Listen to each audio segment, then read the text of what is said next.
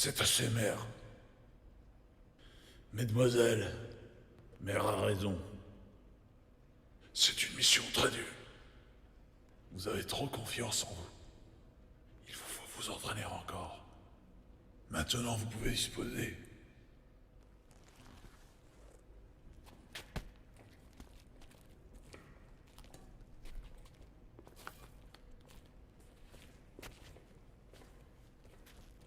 Vous aussi, mère. Moi aussi, j'y vais. Oui. Oui.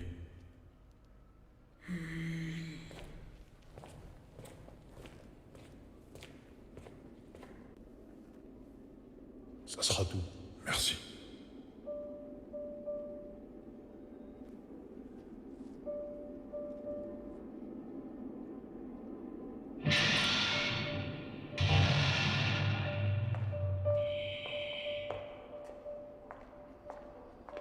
Así era la cosa. Era la época de los espías. Todos tenían sus espías, y a veces hacían que esos espías mataran a los espías de los otros. Y otras veces, cuando algo salía mal, ellos mismos mataban a sus propios espías. Pero había algunos espías a quienes ni ellos mismos podían matar, y entonces lo llamaban a él. Y entonces él aparecía de la nada, como si fuera una especie de ángel, como si fuera un salvador salido de quién sabe dónde para protegerlos. Y todos le creían. Monsieur Huberman? Capitaine Hans Huberman? Je m'appelle Casterman. Vous avez une minute?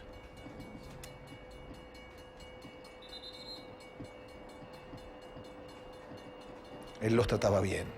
Les daba comida, les daba pasaportes, les daba un lugar donde vivir, les daba dinero. Lady Grey. Les decía que a partir de ese momento trabajarían para él y que si obedecían todo seguiría igual. On m'a dit que c'était votre préféré. Los espías aceptaban siempre, porque no había otra cosa que pudieran hacer. Porque un espía que se salió del carril es un náufrago, un desperdicio que nadie quiere y que no sirve para nada. Y entonces ellos le decían que sí, y hacían para él un par de trabajos, hasta que de pronto aparecía un trabajo del que no volvían. Nadie los extrañaba, y nadie, nunca, volvía a pensar en ellos. Eran los últimos años del siglo XX, la época de los espías. Los últimos años de la época de los espías. Era una época triste, y así era él, triste. Un pobre esqueleto dando vueltas por el mundo, ocupándose de unos pobres diablos que alguna vez habían sido útiles, ocupándose de borrar sus huellas, de que dejaran de existir por completo. Y él era flaco, callado, silencioso, borroso como una sombra, incapaz de dar afecto o de suscitar afecto.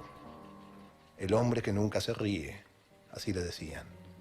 El hombre a quien nadie había visto reír. Ni reír, ni enojarse, ni expresar emoción alguna. Pero menos que nada, reír. El hombre que nunca se ríe.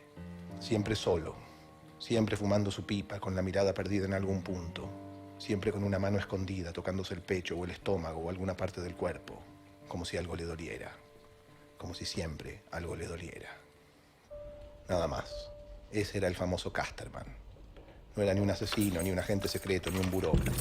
Ni siquiera era una mala persona. Había mandado a la muerte a nuestras 4 chicas, pero antes había habido otras, y habría muchas más después. Y así seguiría la cosa hasta que un día alguien lo haría desaparecer a él. Y punto final a la historia. Y punto final a Casterman.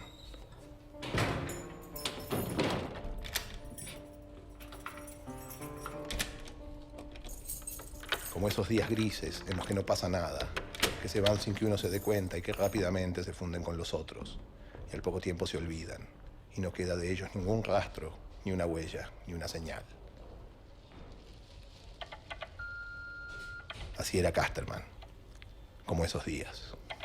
Vous êtes en relation avec Iran Import-Export. Nous sommes dans l'impossibilité de vous réceptionner votre appel, mais nous répondrons à votre requête dès que possible. Veuillez laisser votre message après le bip sonore. Pensez à parler lentement et distinctement. Merci. Lundi 11h43. Bonjour, mon nom est Bianca Fittipaldi. Je suis la représentante pour la mer Baltique et la mer du Nord de la Société de transport maritime Fittipaldi de Gênes. J'ai trouvé votre entreprise à l'annuaire et notre entreprise voudrait prendre contact afin de vous proposer nos services. Si vous êtes intéressé, mon téléphone est le 8334433. Merci d'avance. Mardi 15h22. Bonjour, je vous appelle de la part du syndic de copropriétaires de votre immeuble pour vous informer que les travaux de désinsectisation auront lieu mardi prochain en matinée. Si vous ne pouvez pas être présent, nous vous serions gré de prendre contact avec nous avant midi. Merci. Mardi 17h50. Bonsoir, nous vous appelons du bureau de poste pour vous rappeler que vous avez depuis un mois un colis à votre nom en provenance de Genève et que dans l'éventualité où il ne serait pas retiré, nous devrons procéder à son incinération. À toutes fins utiles, le numéro du colis est 90 73 82. Merci beaucoup. Jeudi 11h31. Allô? Allô? Il y a quelqu'un? Excusez-moi, je m'appelle Bianca Fittipaldi et il y a quelques jours, je vous ai laissé un message demandant à prendre contact avec le directeur de votre entreprise. Je ne sais pas si vous avez reçu le message, mais je vous disais que j'ai représenté une société de transport maritime de transport Fittipaldi. Jusqu'à présent, notre société a travaillé essentiellement en Méditerranée et en mer Rouge, mais nous sommes en train d'ouvrir des bureaux à Anvers et Rotterdam dans le but de proposer nos services à la mer Baltique ainsi que dans la mer du Nord. Nous cherchons à convenir un rendez-vous avec le directeur de votre entreprise afin de lui faire découvrir nos services et ainsi lui montrer notre nouveau bureau. Jeudi 22h23.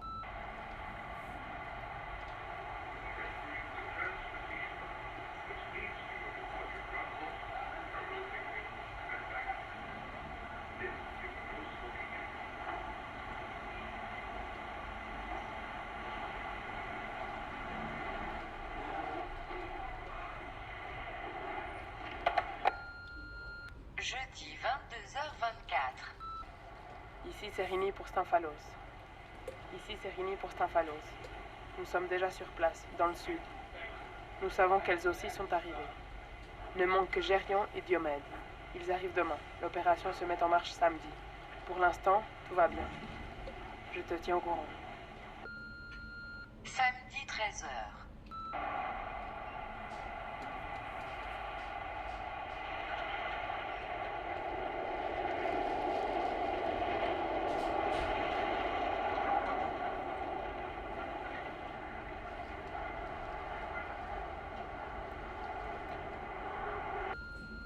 Samedi 13h01. Ici c'est Rini pour Stymphalos. Elles sont entrées au jardin des Hespérides. Notre fille est parmi elles. Dès qu'elles auront la pomme, je te rappellerai. Tout se déroule comme prévu. Gérion et Diomède sont en place. J'espère reprendre contact avec toi à 11h, avec Dreyfus déjà avec nous. Si je t'appelle pas ici avant 11h, c'est que quelque chose est mal passé. Adieu. Il n'y a plus de message. Il n'y a plus de message.